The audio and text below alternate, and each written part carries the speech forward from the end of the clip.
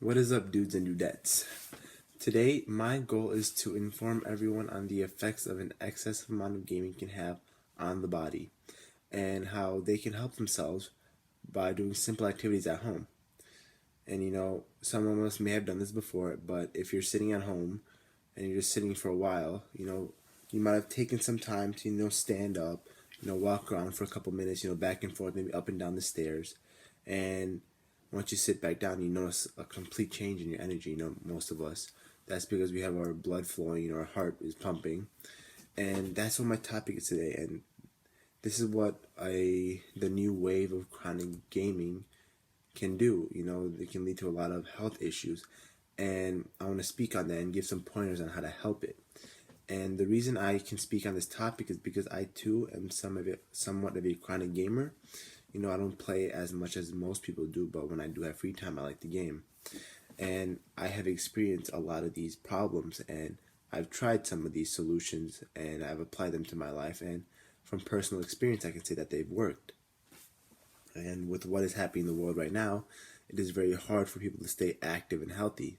But with a few minor improvements, we can make a big difference. And since the coronavirus outbreak, many of us have turned to gaming to pass the time and keep ourselves occupied. And according to the website titled Gaming Usage Up 75% Amid Coronavirus Outbreak, Verizon reports, by Patrick Shanley, published March 17, 2020, as the title suggests, video gaming in the United States has experienced an increase of 75% preceding the lockdown from data collected by Verizon. And although there are other ways to occupy the time, like exercise or a hobby, like, arts and crafts or like drawing and stuff, video games have a different attraction to them. Contrary to any other activity or hobby, video games allow you to interact and play with others. Since no one can go outside anymore, the best way to be with friends is to call them and be in a chat and to play with them. That's like the best way to interact, and chill with them. And while video games can be fun, an excess of it can lead to some problems. When most people game, they lose sense of time and spend all day in the same spot. And this will lead to some physical health problems. In an online article published by PsychGuides.com titled Video Game Symptoms, Causes, Signs, and Effects, they list that some of these results are fatigue, poor hygiene, carpal tunnel, and migraines.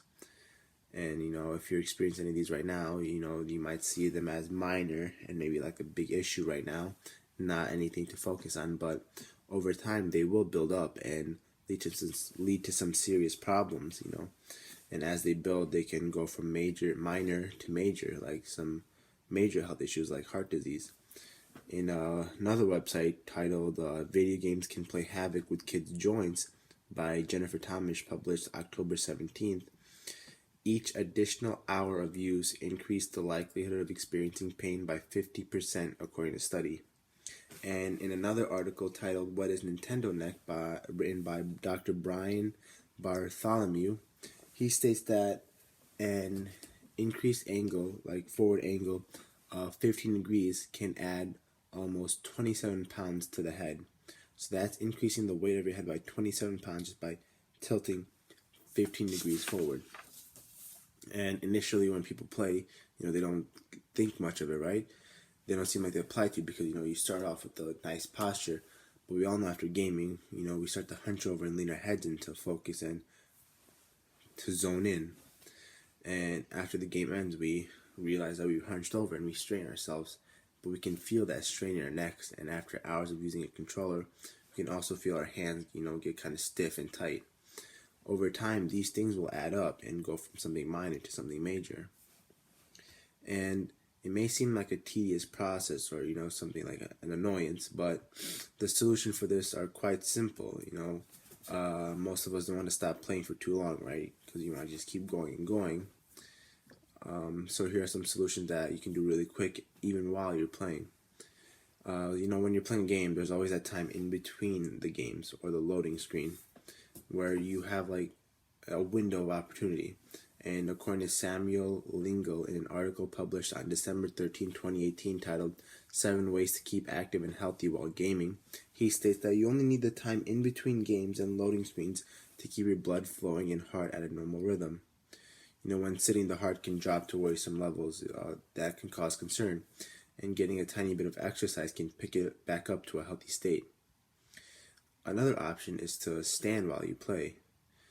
In an article published October 30th, 2018 by FlexiSpot, they state that standing up for at least 25% every day can greatly reduce your risk for chronic disease and metabolic syndrome, and can help alleviate back and neck pain caused by prolonged sitting.